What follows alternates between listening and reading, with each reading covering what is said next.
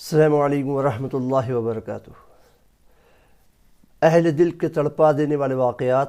واقعہ نمبر 7، حضرت عبداللہ ذو البجادین رضی اللہ تعالیٰ عنہ اور ان کی محبت الہی۔ محبت الہی کا جذبہ اگر دل میں ہو تو اللہ تعالیٰ کیسی قدردانی فرماتے ہیں، اور محبت بھی ایسی جو جناب عبداللہ رضی اللہ تعالیٰ عنہ کو نصیب تھی۔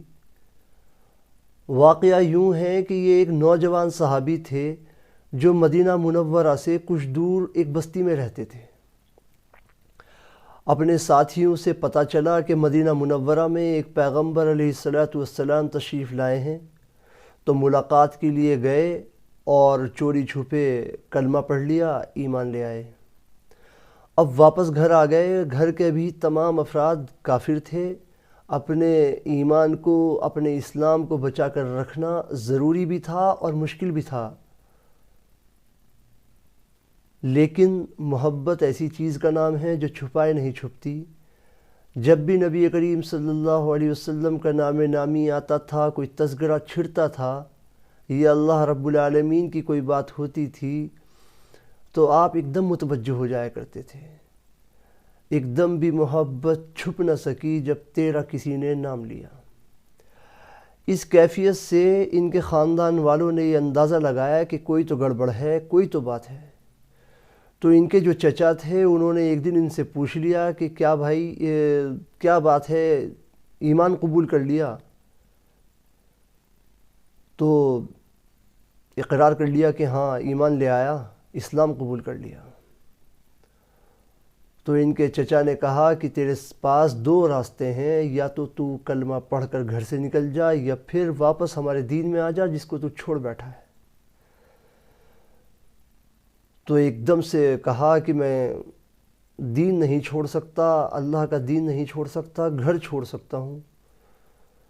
چنانچہ ان پر آپ رضی اللہ تعالیٰ عنہ پر تشدد شروع ہو گیا، ظلم شروع ہو گیا، مارا پیٹا گیا، گھر سے نکال دیا گیا، یہاں تک کہ جو آپ رضی اللہ تعالیٰ عنہ کے جسم پر کپڑے تھے وہ بھی اتار لیے گئے، ننگا کر دیا گیا۔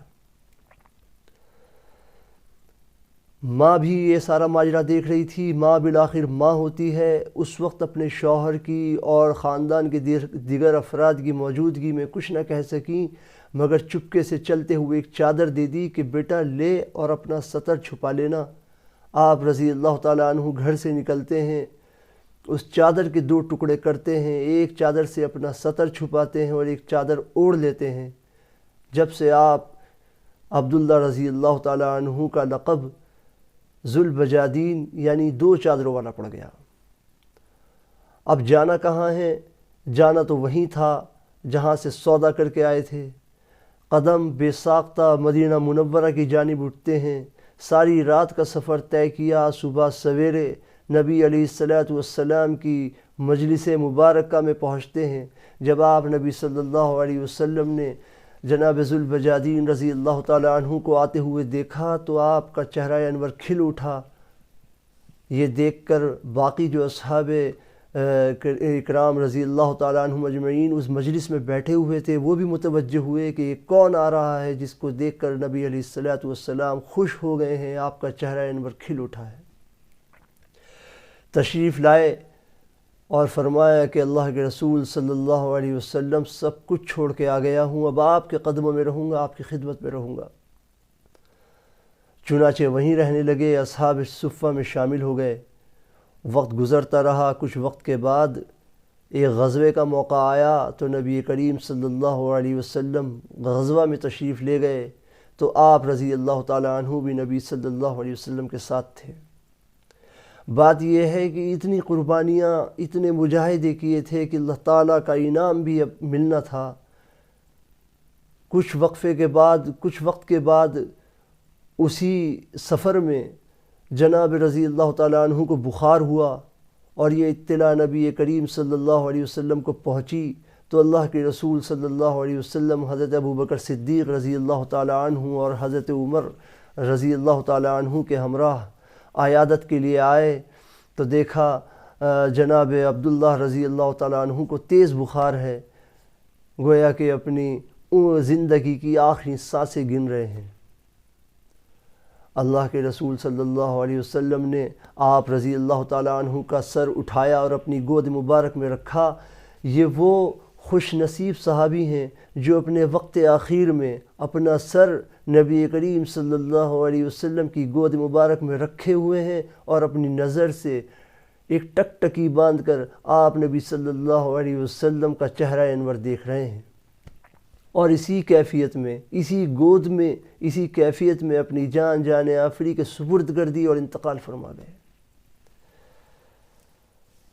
اللہ کے رسول صلی اللہ علیہ وسلم نے فرمایا کہ عبداللہ کے کفن دفن کا انتظام کرو، اور اپنی چادر بھجوائی کہ عبداللہ کو کفن اس چادر میں دیا جائے گا۔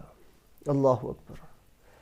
اللہ تعالیٰ کی شان دیکھیے کہ جس جسم کو، جس بدن کو گھر سے نکلتے وقت بے عزت کیا گیا تھا، مارا پیٹا گیا تھا، یہاں تک کہ ننگا کر دیا گیا تھا، آج اللہ نے اپنے حبیب کی کملی سے اس بدن کو ڈھکنے کا انتظام فرمایا ہے۔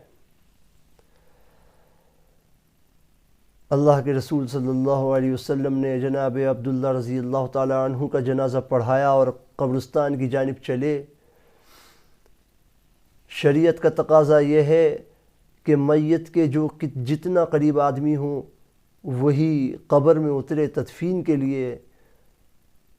اس وقت حالانکہ ابو بکر صدیق رضی اللہ تعالیٰ عنہ اور حضرت عمر رضی اللہ تعالیٰ عنہ اور دیگر صحابہ اکرام موجود ہیں، مگر خود بذات خود نبی کریم صلی اللہ علیہ وسلم قبر میں اترتے ہیں اور حضرت عمر فاروق رضی اللہ تعالیٰ عنہ اور حضرت ابو بکر صدیق رضی اللہ تعالیٰ عنہ سے فرماتے ہیں کہ اپنے بھائی کو پکڑا دو اور دیکھو ان کے ادب کا خیال رکھنا۔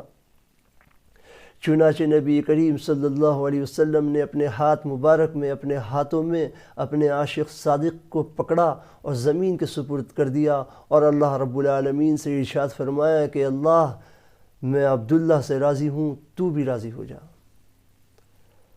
یہ ایسے الفاظ تھے جو سن کر جناب عمر رضی اللہ تعالیٰ عنہ وجد میں آ گئے اور بے ساختہ کہنے لگے، کاش آج نبی کریم صلی اللہ علیہ وسلم کے ہاتھوں میں عمر کی میت ہوتی۔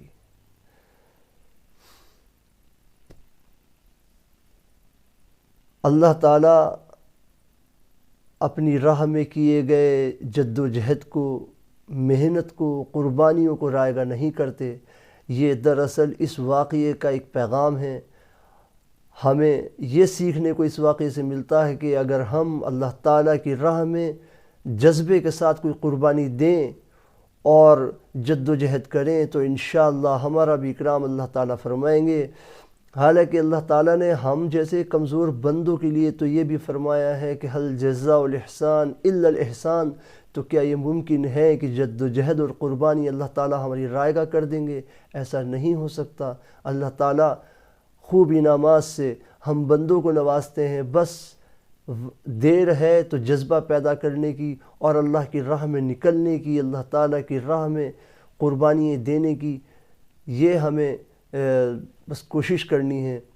اللہ تعالیٰ اس واقعے سے ہماری روح اور ایمان کی تازگی کا سبب ہمیں اس واقعے کو ہمارے لیے بنائے، اور دعا فرمائیے اللہ تعالیٰ ہمیں مزید سیکھنے کی اور ایک محبت الہی کی طرف ہمارے دلوں میں پیدا ہو۔ انشاءاللہ آئندہ کل پھر ایک نئے واقعے کے ساتھ ملاقات ہوگی۔ السلام علیکم ورحمۃ اللہ وبرکاتہ۔